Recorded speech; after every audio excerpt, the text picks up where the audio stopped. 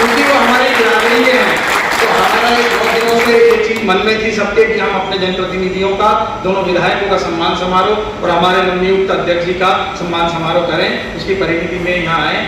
छोटी सी भूमिका भाजपा चिकित्सा प्रकोष्ठ की दीदी मैं कहूँगा, मुझे मालूम है दीदी को बहुत जरूरी अभी काम है, बीसी है माननीय मुख्यमंत्री जी के साथ, लेकिन मैंने हाथ जोड़कर इसी तरह 5 मिनट का समय लिया है। सिर्फ मुद्दे पे आता हूँ कि भाजपा चिकित्सा प्रकोष्ठ दीदी आज से लगभग 1-1.5 साल पहले मुझे ये दायित्व दिया गया था कि भाजपा चिकित्सा प्रकोष्ठ के आप जिला संयोजक बनेंगे।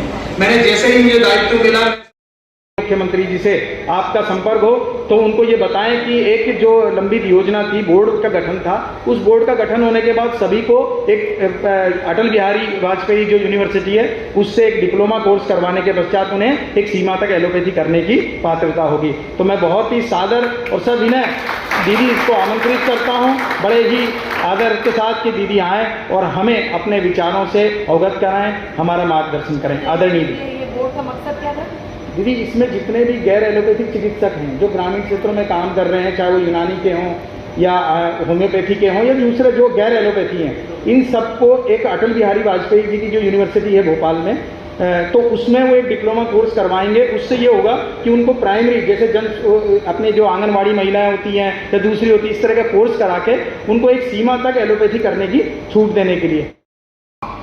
Doctor Praveen Patil ji, doctor Yogesh Patil ji, doctor Imran Qureshi जी, डॉक्टर विनोद चौधरी जी और मेरे सम्मुख विराजमान सभी मेरे डॉक्टर बंधु,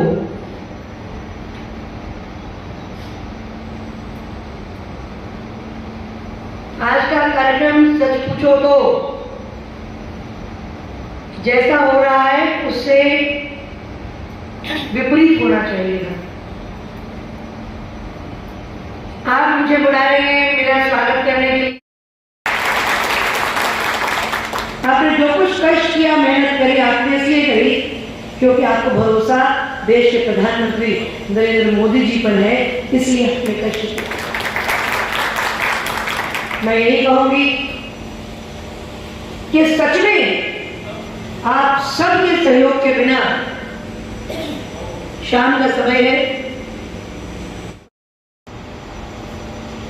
ट्रैक्टर की सजा भोगते बुरहानपुर को आपने कष्ट से बाहर निकाला है।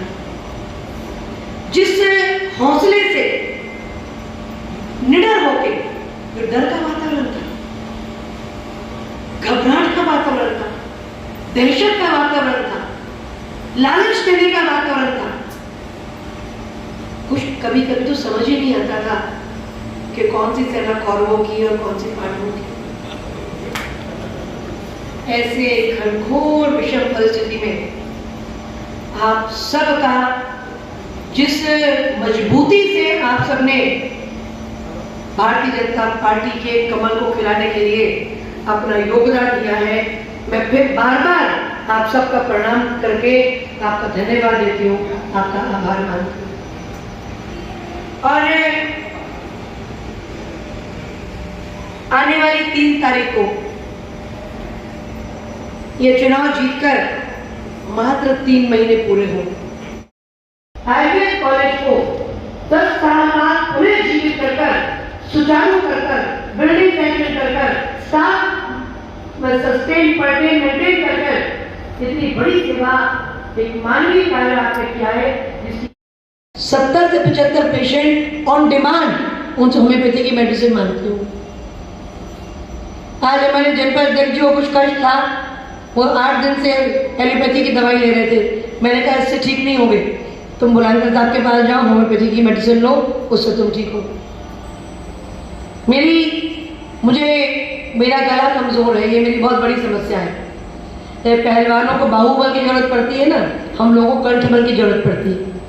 और मेरे गले में जब कष्ट होता है, मुझे स्टीरॉयड के बिना अगर कोई मेरी तबीयत ठीक कर पाता है तो होम्योपैथिक मेडिसिन है, जिससे मैं अपना काम चला के रखती हूँ और अपने आप को मैं संभाल पाती हूँ।